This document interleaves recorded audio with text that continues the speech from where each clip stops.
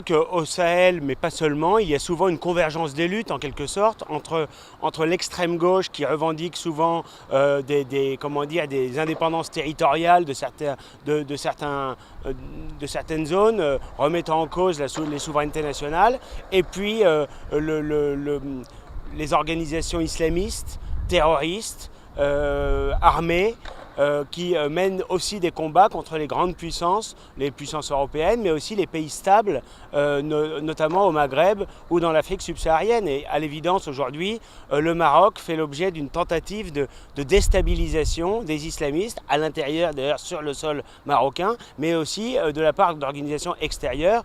Et il est très probable que le Front Polisario a des liens très étroits avec ces organisations islamistes dans le seul but de déstabiliser le Maroc. Voilà, nous devons faire preuve d'une grande lucidité sur ces questions-là. Nous devons être aux côtés de ceux qui sont nos partenaires naturels et nous devons évidemment refuser que l'argent des Européens soit utilisé contre nos intérêts fondamentaux et contre la stabilité dans cette région du monde.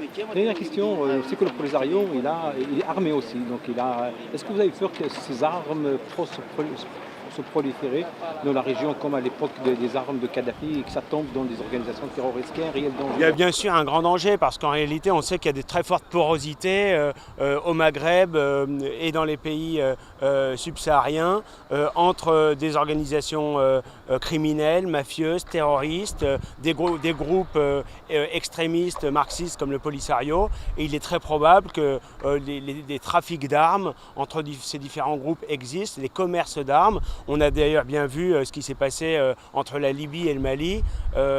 La France a eu la très grande imprudence, l'imprudence criminelle, de déstabiliser la Libye et de manière indirecte de fournir des armes à des groupes qui ensuite les ont vendues à nos adversaires directs, c'est-à-dire les milices islamistes sur le terrain au Mali. Et donc il ne faut pas reproduire ces erreurs très graves, très lourdes, dont les conséquences sont considérables, notamment dans cette région, sur le Sahara, parce que évidemment on n'est pas à l'abri que l'argent qui aujourd'hui arrive de l'Union européenne indirectement au bénéfice du Polisario se retrouve demain à équiper et à armer des groupes islamistes dans cette région du monde.